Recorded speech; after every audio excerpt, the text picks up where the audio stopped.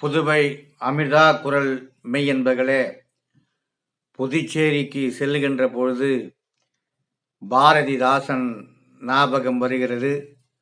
சிறு வயதில் நான் படித்த அற்புதமான தமிழின் இனிமை என்ற அந்த வரிகளை கேட்கின்ற பொழுது உண்மையிலே மகிழ்ச்சி அளிக்கிறது. மீண்டும் அந்த பாடலை சிந்திப்போம்.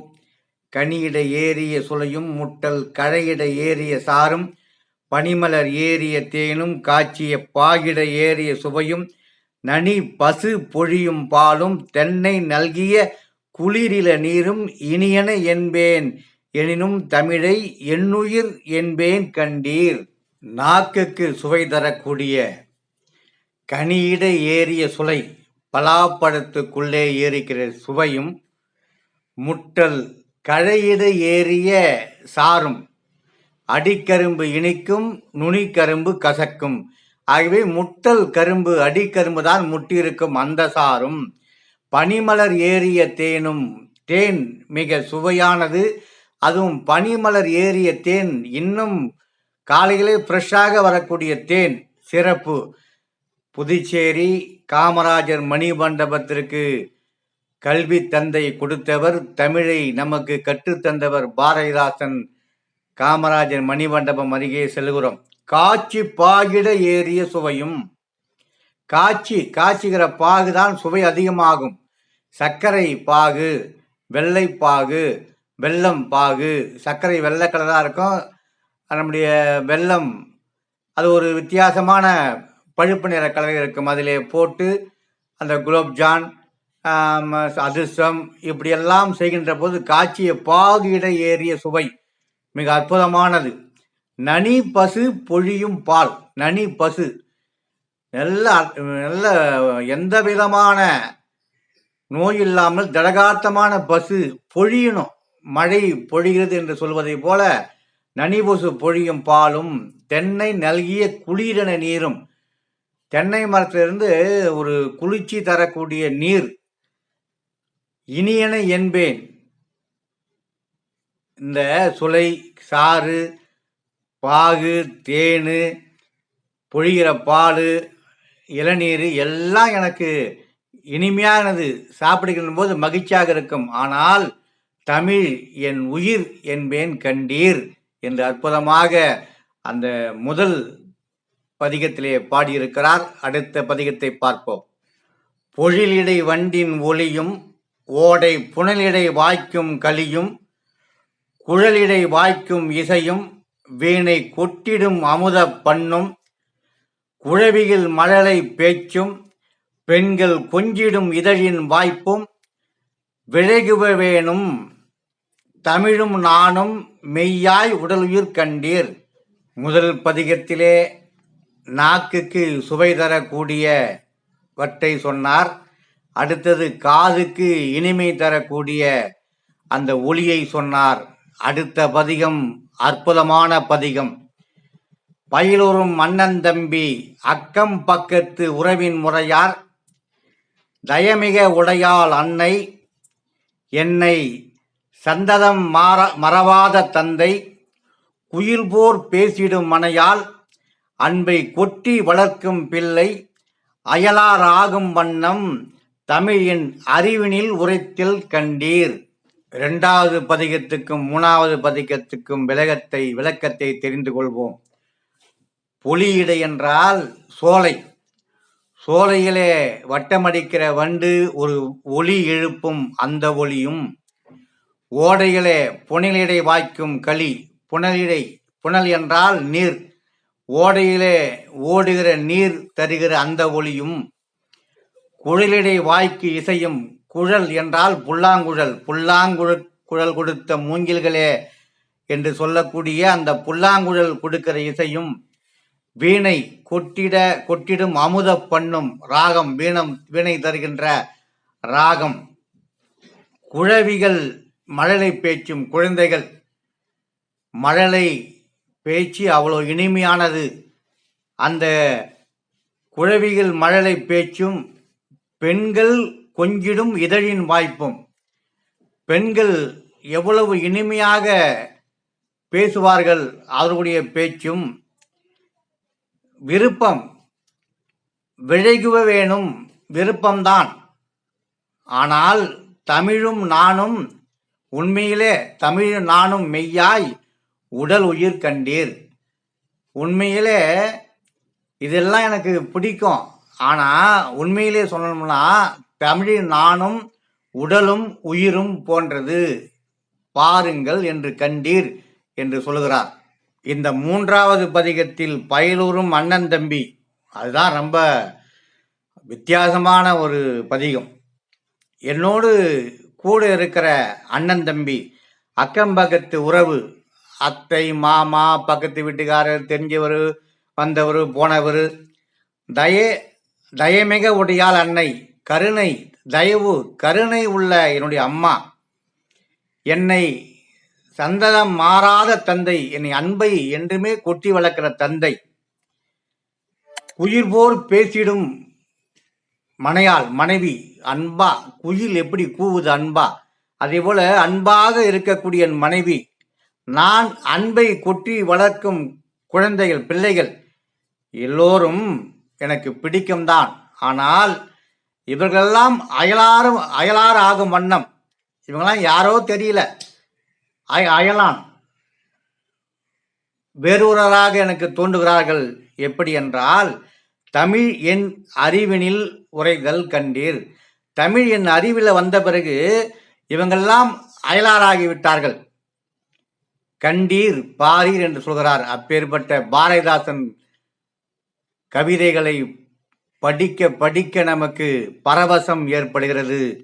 நாக்கை பற்றி சொல்லி, அதன் பிறகு காது கேட்கிற ஒளியை பற்றி சொல்லி, பாச உணர்வை பற்றி சொல்லி, இப்பொழுது இயற்கைக்கு வருகிறார்.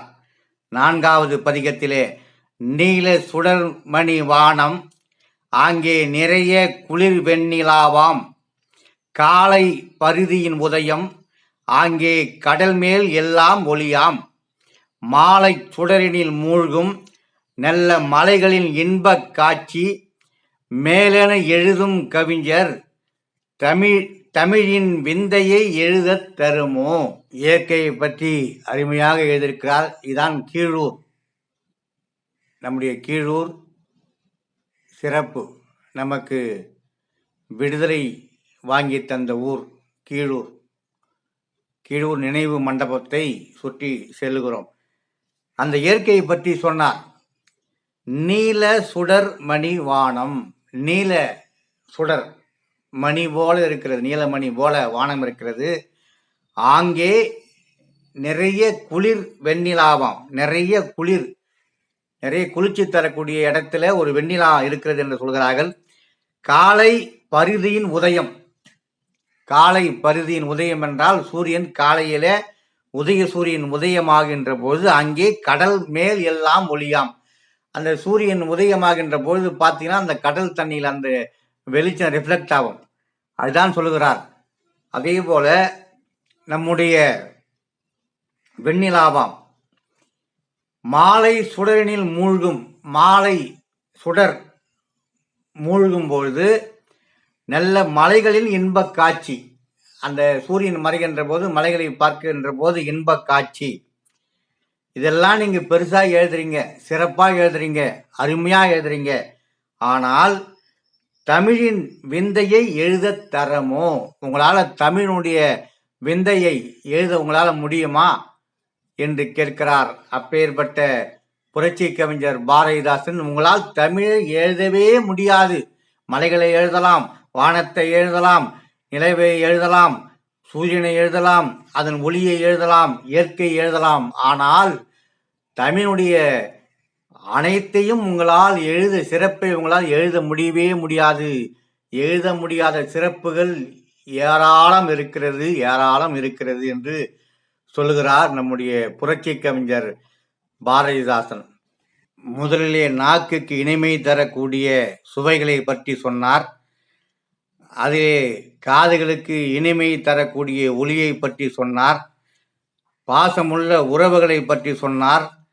இயற்கையை பற்றி சொன்னார். இப்பொழுது உணவை பற்றி சொல்லுகிறார். அதையும் பார்ப்போம். சென்னல் மாற்றிய சோறும் பசுனை தேக்கிய கரியின் வகையும் தன்னிகர் தானியம் முதிரை கட்டி தயிரோடு மிளகின் சாரும் நன் மதுரஞ்சை கிழங்கு காணில் நாவில் இனித்திடும் அப்பம் உன்னை வளர்ப்பன தமிழா உயிரை உணர்வை வளர்ப்பது தமிழே.